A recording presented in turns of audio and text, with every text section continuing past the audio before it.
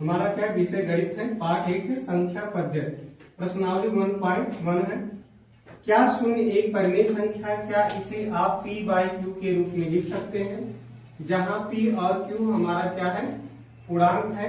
q not equal 0, q जो है 0 के बराबर नहीं, तो हम क्या लिख सकते हैं, यहाँ पे उत्तर में हम लिख सकते हैं क्या, जब शून्य एक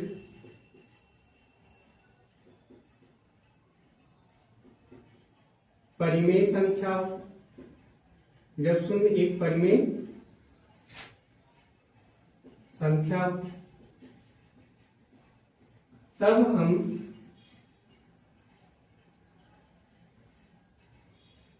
इसे p बटा q के रूप में, p बटा q के रूप में लिख सकते हैं।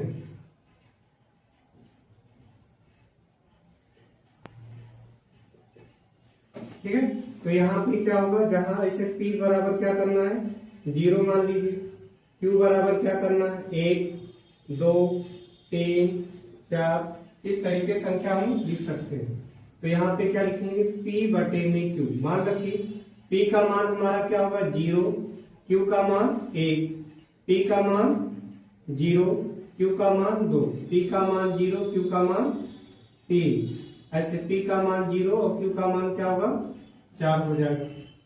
तो हमने क्या देखा, p का जो मान है बराबर है, q का मान हमारा क्या है, अलग अलग है। तो यहाँ पे हम क्या लिख सकते हैं, क्या p बटा q में q का मान कोई भी संख्या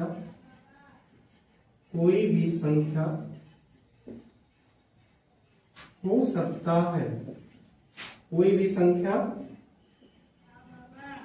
हो सकता है ना। ऐसे दूसरा प्रश्न हमारा देखिए क्या है, 3 व 4 के बीच में 6 परिमेय संख्या ज्ञात कर। कितनी परिमेय संख्या, 6। तो हम क्या लिखेंगे, यहाँ पे पहली संख्या क्या है, पहली संख्या हमारा कितना है, 3। दूसरी संख्या हमारा क्या है, दूसरी संख्या कितना है, 4। तो कितनी परिमेय संख्या ज्ञात करना, 6। तो 6 में हम एक जोड़िए, कितना होगा 7। तो पहली संख्या में हमें क्या करना, 7 से गुणा करना अंश आना में। तो 3 में ऊपर नीचे किसने का गुणान करेंगे, यहाँ पे 7 का गुणा करेंगे। तो 3 7 21 बटे 7 हो जाएगा। ऐसे दूसरी संख्या क्या है, 4 है। तो 4 में भी ऊपर नीचे हम 7 का गुणा करेंगे, 4 7 28 बटे में 7। अब इन दोनों के बीच की संख्या में ज्ञात करना, तो क्या होगा, 21 के बाद में क्या आएगा, 22 बटे में 7, फिर 23 बटे में 7, फिर 24 बटे में 7, फिर 25 बटे में 7, फिर 26 बटे में 7, फिर 27 बटे में 7, है ना। 1 2 3 4 5 6, तो कितनी परिमेय संख्या हमें पता चल गया, 6 परिमेय संख्या। ऐसे हमारा क्या प्रश्न नंबर 3 है। तीसरा हमारा क्या क्या कह रहा है, 3 बटा 5 और 4 बटा 5 के बीच में 5 परिमेय संख्या ज्ञात करेंगे। तो यहाँ पर भी हम क्या लिखेंगे, पहली संख्या, क्या लिखेंगे, पहली संख्या। तो पहली संख्या 3 बटा 5, ऐसे दूसरी संख्या हमारा क्या होगा, हमारा 4 बटे में 5। कितना परिमेय संख्या ज्ञात करना, 5। तो यहाँ 5 में एक जोड़िएगा, कितना 6 हो जाएगा। 5 में एक जोड़ी कितना हो जाएगा, यहाँ पे 6 हो गया। तो पहली संख्या में 3 बटा 5 में ऊपर नीचे से कितने का गुणा, 6 का।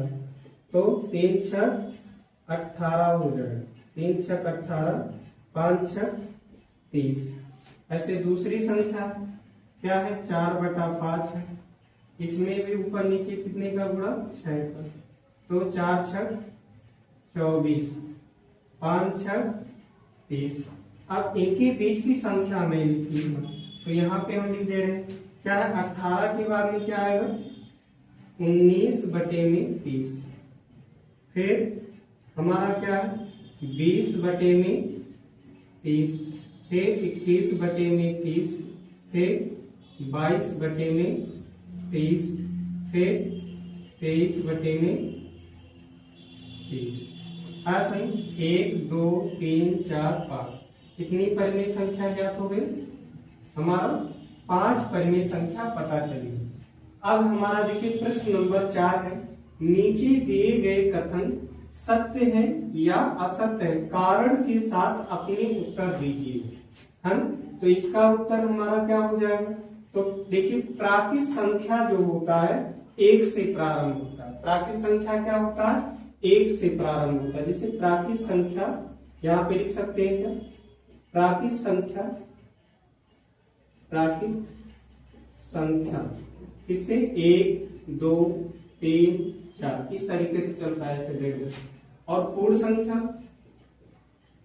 संख्या हमारा क्या होता है, पूर्ण संख्या हमारा 0 से प्रारंभ, 1 0 के बाद में 1 2 3 4 इस तरीके से संख्या हमारा चल रहा है। तो इसमें क्या हमारा पूरा संख्या आ रहा है, तो ये हमारा क्या है, सत्य होगा। क्या होगा, सत्य हो जाएगा। ऐसा नहीं।